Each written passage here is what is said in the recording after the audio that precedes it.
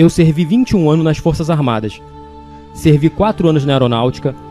Servi 16 anos como SEAL da Marinha. E eu trabalhei no Exército por cerca de 1 ano, então 21 anos no total. Eu sou a única pessoa na história das Forças Armadas que esteve nas operações especiais das Forças Aéreas. Eu passei pela Escola de Guardas do Exército, fui condecorado lá. E eu fui o 36º afro-americano a se formar na Marinha e treinei mais 7 anos lá. Mas o que é engraçado sobre isso é que o que me levou nessa direção foi eu não querer fazer isso. Meu pai era um homem muito abusivo. Eu nunca vou esquecer a vez que eu assisti meu pai arrastar minha mãe escada abaixo pelos cabelos. Nós não podíamos fazer educação física, porque estávamos com hematomas de tanto apanhar. E minha mãe finalmente tomou coragem para finalmente se mudar dali. E para minha sorte, ela se mudou para uma pequena cidade chamada Brasil, Indiana. Lá tem cerca de 10 mil habitantes e apenas 3 famílias negras. Então, para resumir, eles picharam: "Ei, preto, nós vamos te matar." Então, estou tentando descrever a situação para todos vocês, para que entendam que vocês não precisam de muito para ter sucesso na vida. Foi mais ou menos assim que eu comecei.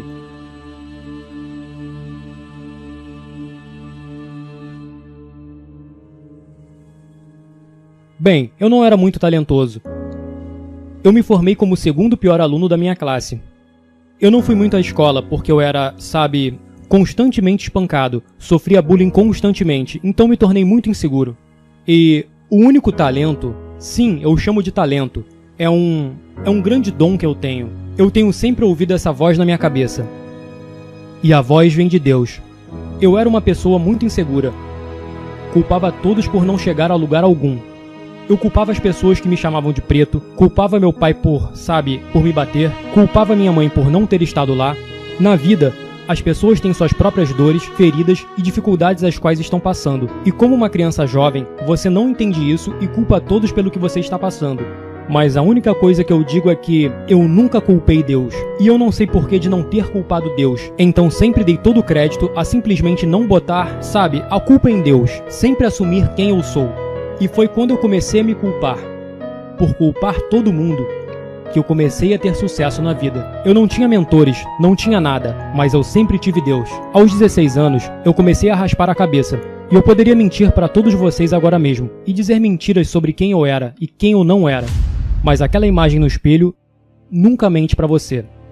E eu sabia que o único jeito de consertar quem eu era seria passando de alguma forma pela fornalha da vida. E o militarismo se tornou essa fornalha. Eu tinha muito medo de pular de aviões. Eu tinha muito medo de atirar com armas. Eu tinha muito medo da minha própria sombra, de certa forma, e eu queria deixar isso para trás. E eu superei isso procurando pelas coisas mais difíceis que um homem poderia vivenciar. De novo, eu nunca culpei Deus, mas Deus definitivamente me colocou à prova algumas vezes. Então, eu estava nas Forças Aéreas e estava tentando entrar nas operações especiais. E já estava quase conseguindo, Eu estava terminando o treinamento, e eles descobriram que eu tinha célula falciforme. Essa doença me desqualificou de entrar nas operações especiais aeronáuticas. Então eu lutei com a Secretaria de Defesa. Eles travaram meu treinamento e mandaram começar do zero. Eu disse, de jeito nenhum. Eu tinha medo da água e eles queriam que eu voltasse para a água de novo. Então eu ganhei todo esse peso por causa da depressão. Eu pesava, na verdade, 136 quilos, e nessa foto eu tinha por volta de 122 quilos. Um ano depois eu estava em casa, e eu vi esse show no Discovery Channel, dos marinheiros passando pela Hell Week, e eu falei sobre isso enquanto me olhava no espelho.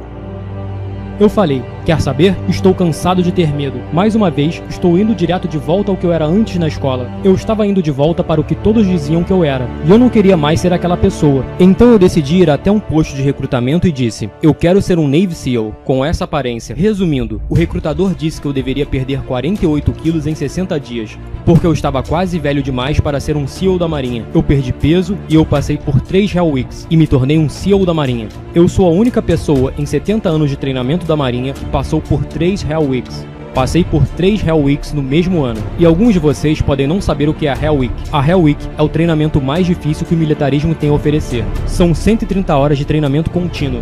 Nessas 130 horas, você talvez tenha 2 horas para dormir. E a ideia desse treinamento é literalmente destruir o homem. E uma vez que esse homem está destruído, o treinamento começa. Então, eu tive sorte suficiente para estar lá no ano em que isso aconteceu uma vez em 70 anos. Eu estava lá nesse ano, louvado seja Deus. A ordem do comandante era: se qualquer um de vocês se machucar, ou qualquer um de vocês sentir alguma coisa, nós vamos te mandar de volta para o primeiro dia de treinamento. Eu não ligo se você está na última semana de treinamento, e o treinamento tem 6 meses de duração. Eu vou te botar de volta no dia 1. Então o que aconteceu comigo foi, a Hell Week é na 5ª semana do treinamento, e em algum momento da Hell Week eu me machuquei e voltei para o primeiro dia de treinamento. Passei pela minha segunda vez por uma Hell Week completa. Estava me preparando para começar a segunda fase do treinamento. Eu estava todo feliz, porque a Hell Week é a parte mais difícil do treinamento. O que aconteceu? Eu machuquei a perna e voltei para o primeiro dia mais uma vez. Comecei do primeiro dia novamente. Eu passei por isso e me tornei um Navy SEAL. Eu estava servindo por quase uma década, sabe? E fazendo o treinamento da Marinha por tanto tempo. O que aconteceu foi o pior incidente na história dos marinheiros. Tinham 4 caras fazendo uma vigia e eles foram descobertos por outras pessoas. Resumindo, todos morreram, exceto Marcus Luttrell. Eu conheci muitos caras que estavam nessa operação, e nesse ponto eu estava com cerca de 100 quilos, colocando meus tênis de correr, e muitos desses caras tinham filhos. Então eu queria levantar dinheiro para esses familiares, sabe? E a melhor forma que eu encontrei para fazer isso foi ter pesquisado online e encontrado uma fundação chamada Special Operations Warrior Foundation. Essa fundação manda crianças para a faculdade se seus pais foram das operações especiais e morreram em combate. Então eu encontrei essa grande fundação, mas eu não sou uma pessoa muito inteligente. Então pesquisei no Google os 10 eventos mais difíceis do mundo. E eu escolhi o mais difícil de todos. O mais difícil era essa corrida chamada Badwater 135. São 217 km de corrida através do Vale da Morte no verão. Não muito inteligente. Então, 217 km, 55 graus Celsius, eu chamei o diretor da corrida. Mas eu pensei não ser humanamente possível uma pessoa correr 217 km de uma só vez. Então eu pensei que fosse uma corrida de múltiplos estágios. Eu pensei que correriam 25, 30 km, armariam um acampamento, fariam um churrasco ou algo do tipo. E daí voltariam a correr de novo na manhã seguinte. Então eu liguei pro diretor e ele falou: "Ei, você já correu mais de 200 km?" E eu respondi: "Durante um ano inteiro?" Ele disse: "Não, de uma só vez, em 24 horas ou menos." Eu disse: "Nunca?" E ele retrucou: "Bem, para qualificar-se ao Badwater 135, você precisa correr 200 km em 24 horas ou menos." Então eu pensei, eu nunca corri mais que 32 km na minha vida, e não coloco um tênis de corrida há mais de um ano. Eu havia ligado para ele numa quarta-feira, e no próximo sábado, ou naquele sábado, seria a corrida de 160 km, chamada San Diego in One Day. Você corre em volta de uma pista de 1,6 km por 24 horas, e meu objetivo era completar 160 km. Então, eu não vou entrar em grandes detalhes sobre o acontecido, mas a participação de um homem obeso que não costuma correr nunca, você pode imaginar o que aconteceu. Eu acabei correndo 162 km em 19 horas. Eu completei a corrida, chamei Chris Kausman. Ele disse: "Eu sei o quão mal condicionado você esteve, então você não está pronto para a corrida mais difícil do mundo." Então lá estava mais uma corrida que eu poderia fazer para provar ao Chris que eu queria fazer essa corrida para levantar dinheiro. Eu tive que me apresentar na linha de largada dessa corrida chamada The Hurt 100. Essa corrida era muito conveniente para a situação, porque na época apenas 27 pessoas tinham completado a corrida. Tem mais de 9 km de subida em uma corrida de 160 km. É o equivalente a escalarmos o Monte Everest e nós adicionarmos 160 km à conta. Então, basicamente, eu fui à linha de partida da corrida com uma tala nos pés.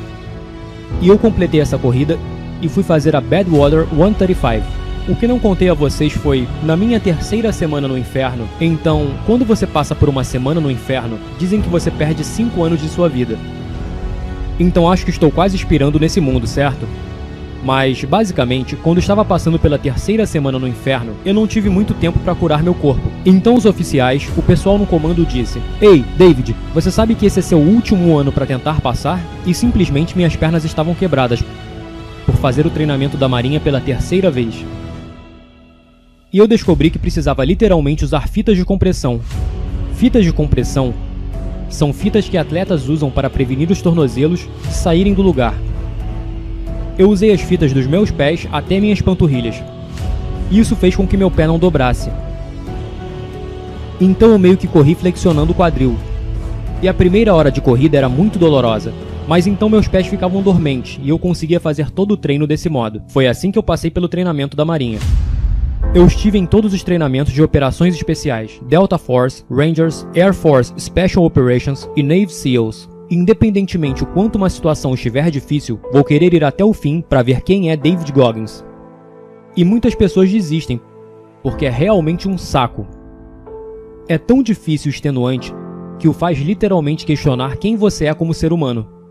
Então o que descobri sobre as pessoas foi: o que as fazem desistir é pensar demais na situação futura. Então, no treinamento da Marinha, a temperatura da água é parecida com a do Oceano Pacífico.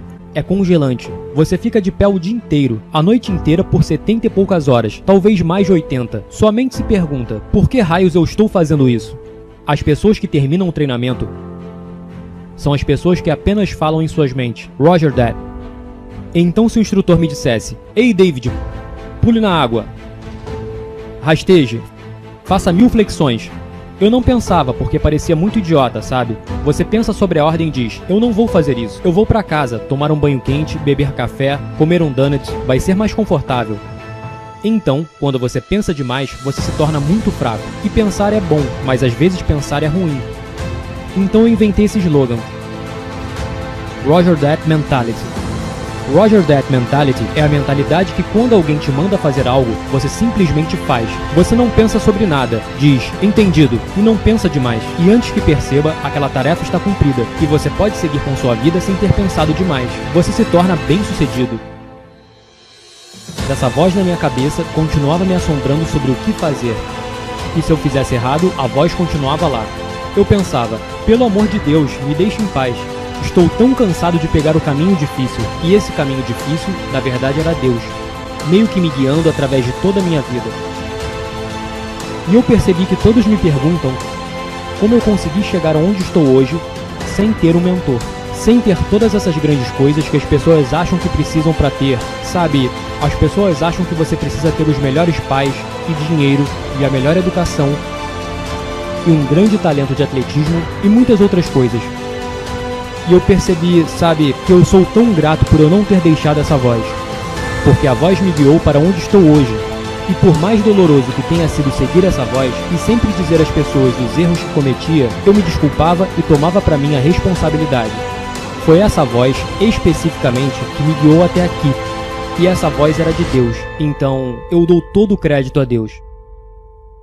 Mais uma coisa, lembrem-se, tudo o que vocês precisam é tomar fôlego. Eu conversei com pessoas que foram explodidas, pessoas que não tinham as pernas, e todos querem saber, sabe, encontre o seu 100%. Não é o meu 100%, é o seu 100%. Seja quem você for, encontre seu 100%. Tudo o que você precisa para ser grande é tomar fôlego. Você não precisa de muito talento, você não precisa de qualquer outra coisa.